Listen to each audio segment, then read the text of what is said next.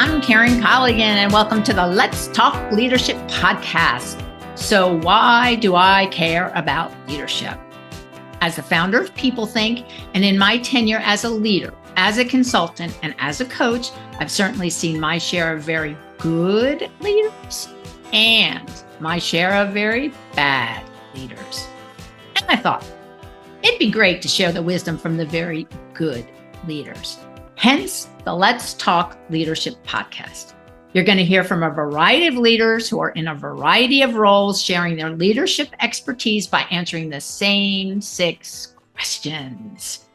Every single leader is unique in their style and approach, and we want to capture that uniqueness and provide you, the listener, with a diverse way of looking at leadership. So let's get moving and talk to our next leadership guest.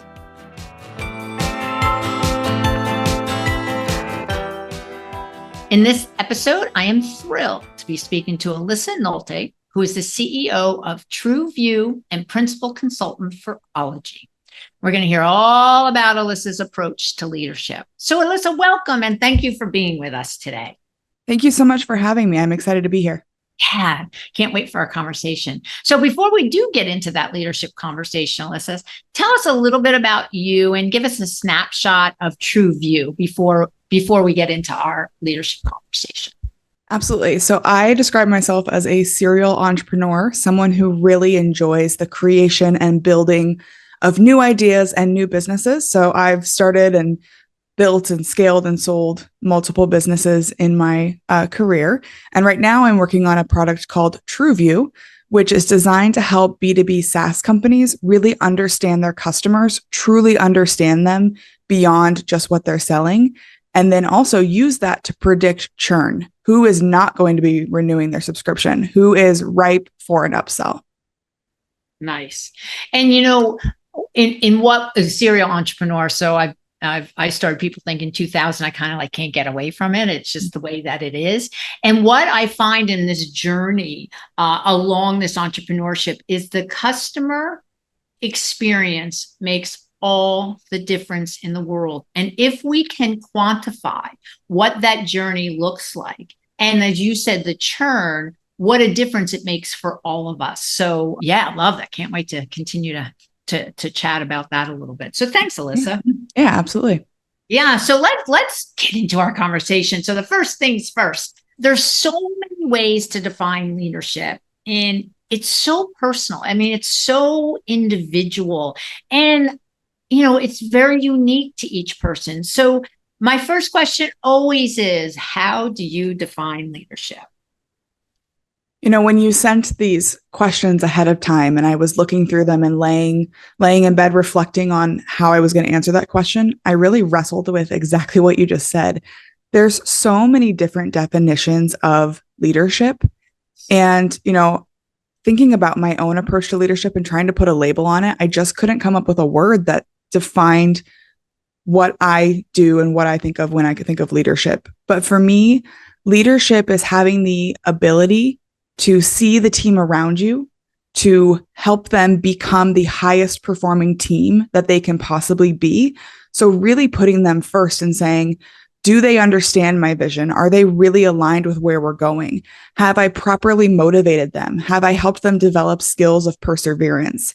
Am I holding them accountable when they need to be accountable? Am I successfully communicating with them and really diving deep into what will help them be the most successful? And then do they trust me? Do they believe in where we're going? And do they believe I'm the one that's going to lead them there? So I don't know what word you would put on that, but at the end of the day, it's all about building a high performance team. And that's what leadership is to me.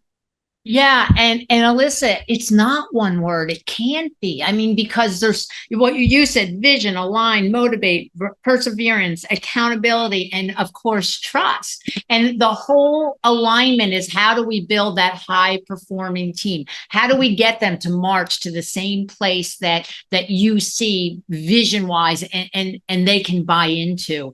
And when I think about the trust factor, you can't build a high performing team unless you have trust. And it's trust with you, Alyssa, and it's trust with each other. And again, if you're clear about the vision and you've got everybody aligned with their goals to the vision's goals, that's just going to help propel that high performing team. I totally agree. And I'm a believer that you can't actually build trust, that it's a natural byproduct of a series of actions.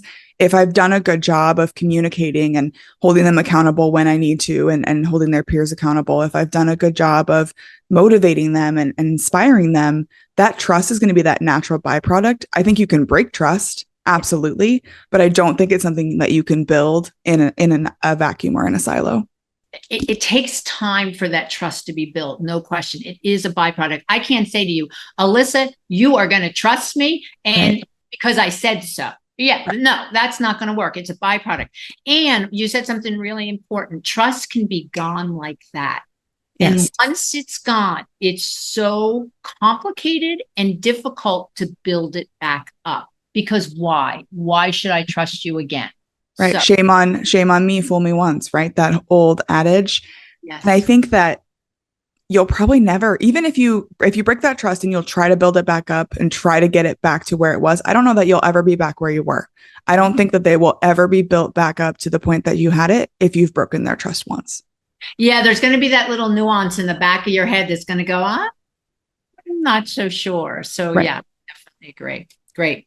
Okay, number 2. So I'm always curious about values for leaders, and that's really our guiding light. And Alyssa, when I think about values, it's the core of how we move forward. It's the core of how we sleep at night. So, it's easy to make those easy decisions. It's very complicated when it's a hard decision. If it's based on our values, it won't be easier. However, it will be clearer and cleaner. So let's chat. What are the 3 top values? For me, it's accountability, intentions, and a we before me mindset. So when I'm thinking about the teams that I've worked with, the ones that have been truly successful, they didn't have a superstar mentality. There wasn't one person, me or anyone else on the team, who was going to be the savior of the day, the one who was going to lead us to the pinnacle, to the mountaintop, whatever cliche you want to use. And it came down to, we all understood the context and the why behind the what of what we were doing. We knew what our goals were and what we wanted to achieve, but we also knew why the actions we were going to take led up to those goals. And that's kind of that intentions mindset. And the teams that have been the best that I've worked on, that I've led, that I felt like I've had the greatest impact on, really had that whatever's best for the team is best for me mentality. And there was no game playing where it was like people trying to posture or manipulate or position themselves for success. They truly wanted the team to find alignment and achievement. Yeah. And then it goes back to, we before me. And then it goes back to that whole idea of accountability. Yeah. So if I'm accountability to my goals, what I need to achieve, and it's in the goodness of the team as a whole, everyone's going to win. The boat gets lifted, all together. So accountability, intentions, and we before me. Nice. Love that. All right. Number 3, what's the best advice you were ever given by a leader? I have learned a lot of leadership lessons the hard way.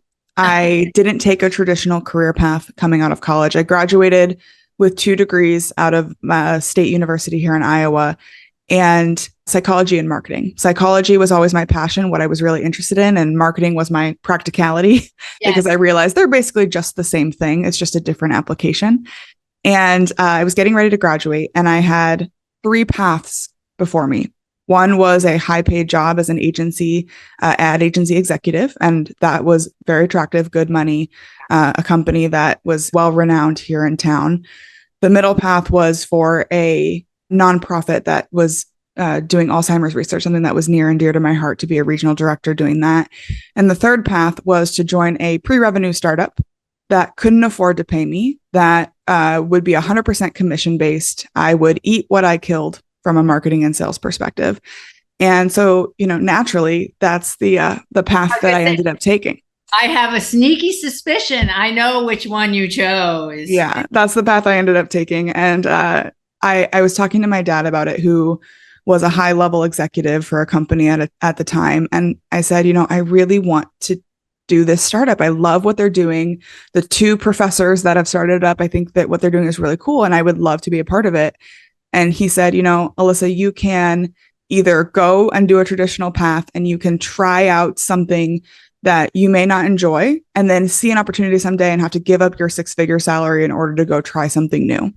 Or you can go this path of a startup. You can either have two options. Either you come out of that with a great story or you come out of that with a great opportunity to be in on the ground floor of something that could be really big and really great. Yes. And, as I was thinking through that, it really gave me that freedom, that leadership to lead myself down the path that I wanted to go down, turning down full-time jobs with, actually good wages to take a job that was a total risk. And I had no idea how it would turn out. And I learned so much about myself as a leader, having to basically figure it out all on my own, to learn how to do sales and marketing by myself, just following thought leaders on the internet, and to take risks and fail over and over and over again and learn what worked and what didn't. It gave me a real empathy for people who were coming onto my team because I had done everything that I had been asking them to do. And I wouldn't ask them to do something I wasn't willing to do myself. So I think that is maybe not succinct advice, but it was really just a life lesson in being a leader of yourself first before you have the right to lead others. Yeah. And so it's that whole thing about we before me. Let's not forget that, because we'll go back to what your values are. And I was going to say about this whole concept of leading self. So, I do a lot of leadership work, Alyssa, and there's people who say, well, I'm not a leader because I don't have people responsibility. And I say, well, wait, let's step back for a minute. Let's talk about who you are. Let's talk about how you lead yourself. And let's talk about how you want to lead for the future for you. Because if we don't start with our self-awareness and ourselves, why would anybody follow us? I mean, why would we have any opportunity or right to talk about leadership if I'm not paying attention to leadership on myself? And a lot of people do not think about that, Alyssa. It's really, I'll say startling is a word that I will use. Yes. Yeah. Good. Yeah. It's one of those things too, where I think it makes me a more effective leader because I'm so much more empathetic to the situation that my teams are going through, and I can speak to it with authenticity. It's not me just coming in and saying, I'm the boss, so you're going to do what I say. It's me saying, hey, I've been where you're at. Here's how I solved it. Let's figure out how you can get through this same situation. Yeah. Well, empathy these days is a superpower. Mm-hmm. It sure is. There are a lot of people who still don't embrace that word. And that's about the emotional intelligence, and we won't go down that route. And if there is not empathy in a human being, I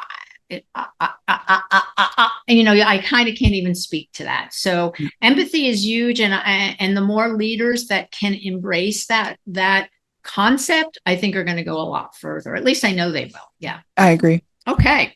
So our fourth question is, we're currently going through an enormous amount of transition and change between the layoffs, the world events, and the economic implications of both of those and all the other things going on. So how do you lead through transition and change?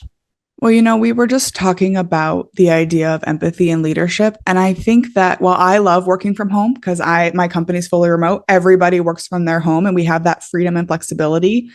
I do think that it has lost some of that human to human connection and kind of caused that drought of empathy, if you will, because I don't know my coworkers like I would if we were walking into an office. I had this conversation with someone recently that I used to know all of my coworkers' kids' names, what activities they were in, what their dog's name was, if they just got a new puppy. And that was just because I'd be walking in the room and I'd be overhearing social conversation. In a virtual environment, you have to be so much more intentional about how you build your teams and how you lead your teams. So we actually do something that we call water cooler time, where it is a set designated time where we are just going to get on a call, much like a Zoom, and just talk and just socialize. Maybe we're having drinks together. Maybe we're eating lunch together, but there's no tactical feeling to what we're trying to do, because otherwise we noticed our meetings were literally log in, talk about the weather, do a couple of activities, make some action items, and log off. And I wasn't getting to know the people that I'm working with, which I think means that I can't be an effective leader if I don't know who you are as a human being. Yeah. Yes. And I will tell you, in my world, leadership in, I'll say, the Zoom world has really impacted connection. Mm-hmm. Absolutely. And what I find is there is some kind of thrill. Well, I'm on Zoom meeting, back to back to back to back to back. And I'm thinking, and why would you brag about that? Right. And why are you not having real conversations with people? How are you going to trust? To go back to what you said earlier, Alyssa, about trust. How do you build trust if you don't know people, if you don't know their background, if you don't know where they come from, if you don't know where they want to go? So exactly. Love the idea of the water cooler time. And one question I am curious about is, do people show up for it, Alyssa? Like what's the I think at first they were a little bit skeptical, right? Like what kind of gotcha moment is this? Yeah. Right. Yeah. But we showed up, and we made sure that the leaders of the company showed up and made it like super casual. We were just hanging out. And there was one time where I came to one of the team's meetings, and one of them had just gone to Disneyland and was wearing like Minnie Mouse ears or something like that. And I'm like, that's so cool. I've got some right over here. So I went over as the leader and grabbed my Minnie Mouse ears that I got from Disney World taking my kids, and I put them on too. Yes. Right. Because I don't need to just be this person that they see up in the corner office, if you will. I'm a real person too. Hey, I just went to Disney World. Let's talk about our favorite rides, or, what your kids enjoyed. Let's have human to human moments, even if I looked a little ridiculous wearing my Minnie Mouse ears on a Zoom call.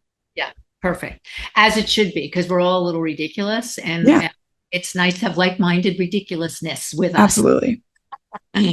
All right, number 5. We know the best leaders are curious and always learning. So what tools and resources have you used to continually grow and develop? So I have a subscription to Blinkist, it's called.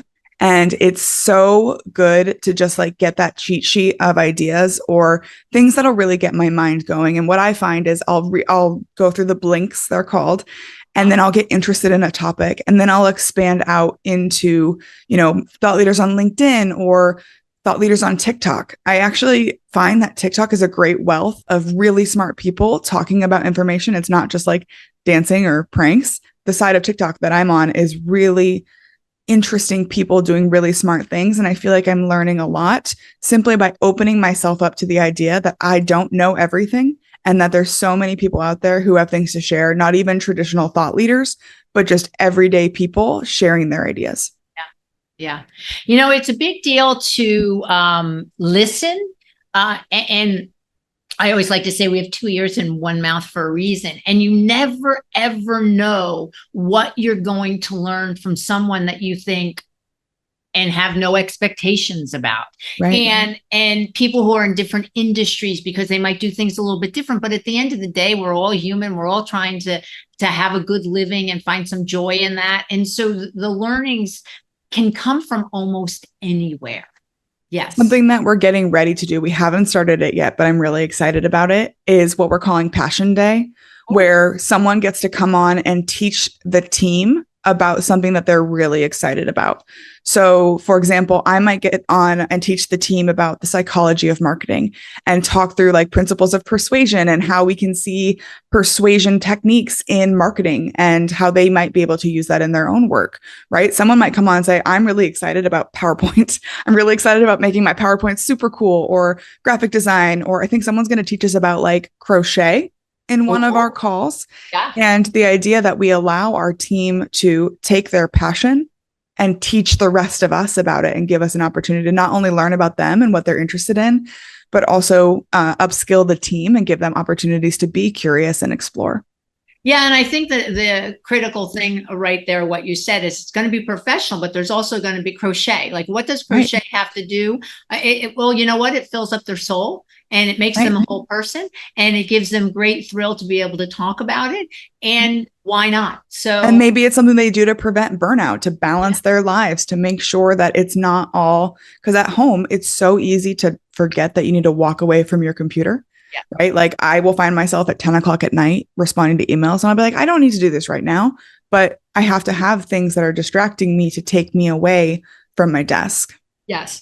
And it's funny you say that because at the end, I have a home office and I have a co-working space and I co-working space. When I'm working from home, to your point, at the end of the day, I literally turn off my computer. That's and so impressive. it goes click.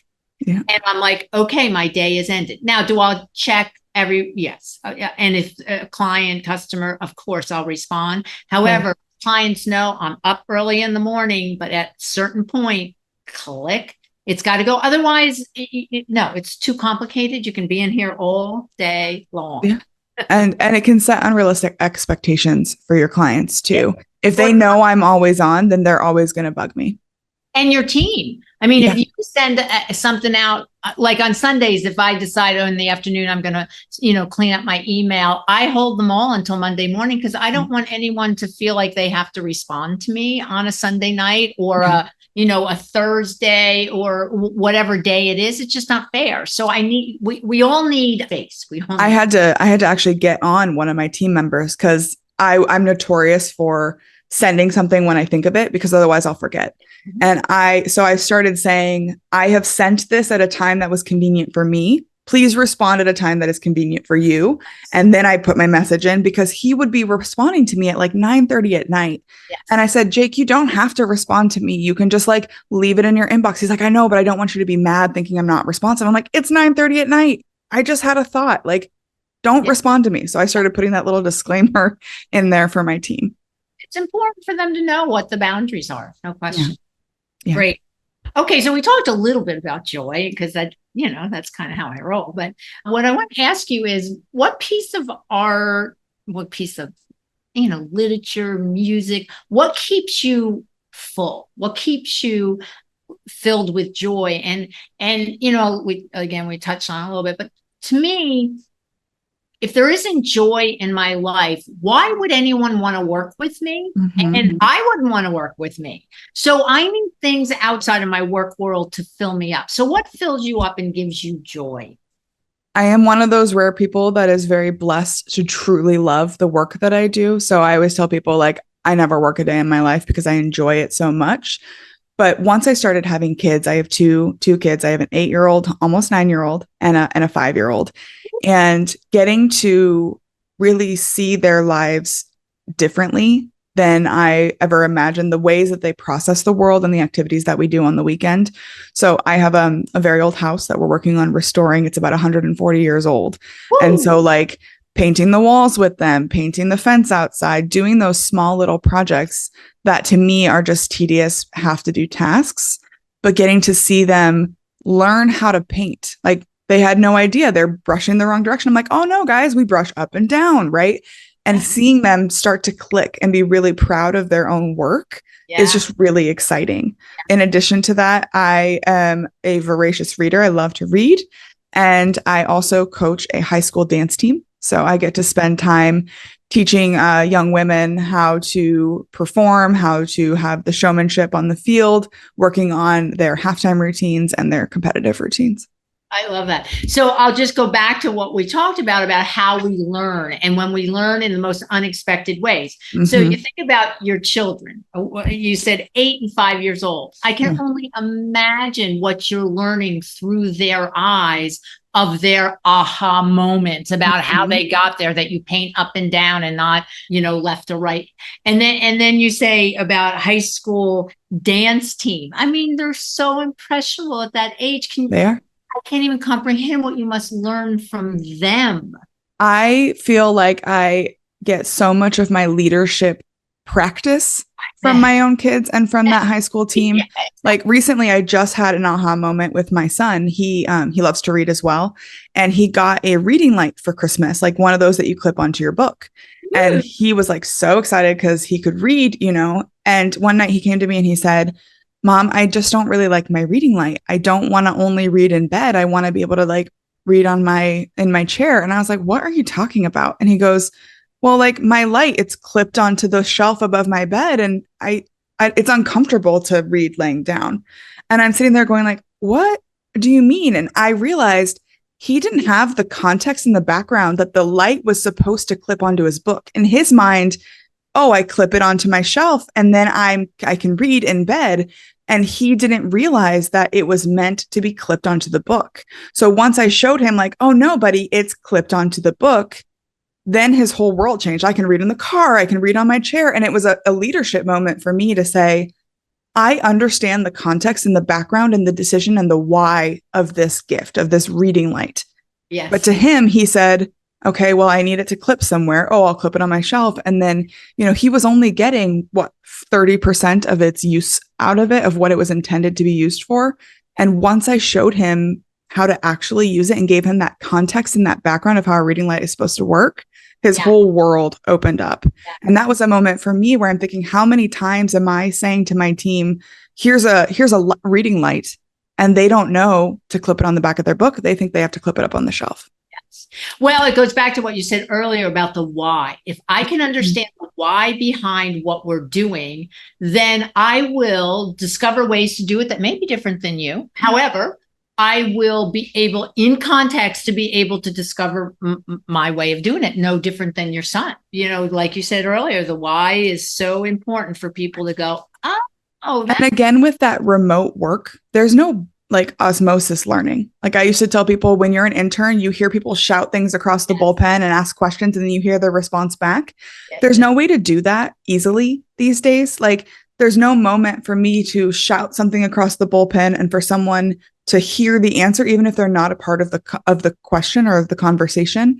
And it just means that our new team members who are coming into work for the first time have to learn everything just as hard, even harder, because they don't have that osmosis opportunity to just absorb the knowledge that we all just have inherently, that we don't even know that we know.